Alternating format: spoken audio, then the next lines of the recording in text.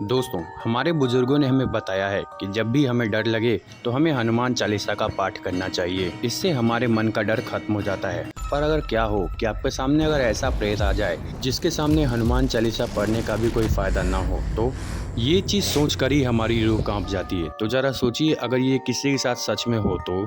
दोस्तों, ये वो आत्माएं होती हैं जो अपने जीवन काल में पूजा पाठ पर ध्यान देती हैं, और अगर इनकी मृत्यु किसी कारण से हो जाए तो ऐसी आत्माएं प्रेत बन के घूमती हैं, जिसे मुंजिया कहा जाता है। और ये आत्माएं बहुत ही ज्यादा शक्तिशाली होती हैं। दोस्तों, अगर ये आत्माएं किसी पर हावी हो जाती हैं तो उस व्यक्ति का बच पाना बहुत ही ज्यादा मुश्किल होता है। दोस्तों, ये वो आत्माएं होती हैं जिन्हें मरने के बाद भी शांति नहीं मिलती। ऐसी आत्माएं पीपल के एक पेड़ से दूसरे पेड़ पर भटकती रहती हैं, और ऐसी आत्माएं अदृश्य होती हैं। इन्हें सिर्फ इनकी जैसी दूसरी आत्माएं ही इन्हें देख सकती हैं। पर सबसे ज्यादा खतरनाक ये तब हो जाती है जब कोई तांत्रिक इसके शक्तियों का गलत उपयोग करे।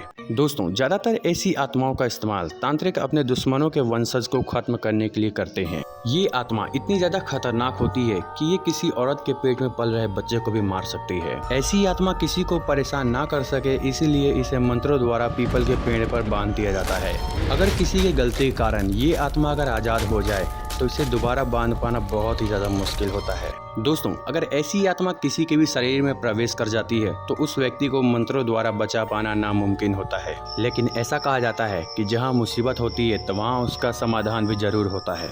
ऐसा कहा जाता है कि मुंजिया का श्राप 7 पीढ़ियों तक चलता है। इससे बचने का सिर्फ एक ही तरीका है, वो है माफी।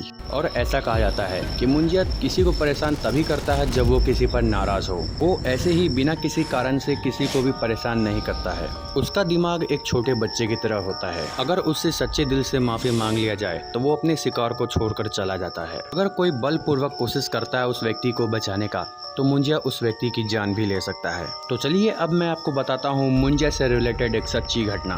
साल 1967 महाराष्ट्र का एक गांव था जिसका नाम था चिंचवाने। इस गांव में एक मदन नाम का लड़का रहा करता था। एक दिन मदन अपने घर जा रहा था। रात के 10 बज चुके थे। मदन उस समय 20 साल का था। मदन जिस रास्ते से अपने घर जा रहा था उसी रास्ते में एक बहुत बड़ा पीपल का पेड़ था। वो पेड़ इतना ज्यादा घना था कि चांद की रोशनी धरती तक आ ही नहीं रही थी। मदन को जोर से टॉयलेट लगा हुआ था। मदन उसी पेड़ के नीचे से होकर गुजर रहा था। तभी वो कुछ समय के लिए उस पेड़ के नीचे रुक गया और उसने उसी पेड़ के नीचे टॉयलेट कर दिया। और उसे इस बात का बिल्कुल भी अंदाजा नहीं था कि उसने कितनी बड़ी गलती की है। आप लोग को तो याद ही होगा कि जैसा कि मैंने वीडियो में पहले बताया था कि मुंजिया का निवास पीपल के पेड़ पर ही होता है। लेकिन मदन इन सभी चीजों से अनजान था और उसने इस पेड़ पर टॉयलेट करके मुंजिया का अपमान कर दिया। मुंजिया इससे बहुत ज्यादा नाराज हो जाता है और मदन के शरीर में घुस जाता है, जिससे मदन पागलों जैसी हरकतें करने लगता है। मदन की ये हरकतें अब बहुत ही ज्यादा डरावनी होने लगी थी। मदन अपने परिवार वालों के लिए अब मुसीबत बनता जा रहा था। वो कितनी बार अपने और अपने परिवार वालों के जान लेने की भी कोशिश कर चुका है।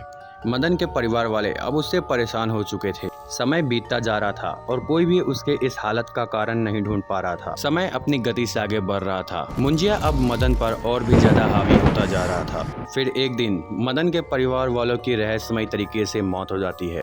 फिर एक दिन जब गांव वाले मदन के घर पर आकर देखते हैं तो उसके परिवार के सारे लोग मारे जा चुके थे। और जब बाकी कमरों को चेक किया गया तो वहां पे मदन कहीं नहीं था। गांव वालों ने ढूंढने की बहुत कोशिश की, लेकिन मदन कहीं नहीं मिला और वो भी एक रहस्यमय तरीके से गायब हो गया। फिर कुछ दिन बाद गांव के लोगों ने मदन को पीपल के पेड़ पर बैठा हुआ पाया, लेकिन उसके शरीर में कुछ भी हलचल नहीं हो रहा था। इसका मतलब साफ था कि वो मर चुका था। फिर गांव वालों को ये सारी बातें समझ में आ गई कि मदन के इस हरकत के पीछे क्या कारण था। उस दिन के बाद से अब गांव वाले भी उस पेड़ के नीचे से जाने से डरते हैं। दोस्तों, कुछ लोग ऐसी कहानियों पर विश्वास नहीं करते हैं और जाने अनजाने में ऐसी गलतियां कर देते हैं। इसी पर बेस्ड एक मूवी भी आने वाली है जिसका टीजर ऑलरेडी आ चुका है। तो अगर आप लोगों ने नहीं देखा है तो जाकर जरूर देखिए। जाने से पहले इस वीडियो को लाइक कर दीजिए और हमारे चैनल को सब्सक्राइब कर लीजिए और कमेंट में बताइए कि आपको ये वीडियो कैसा लगा।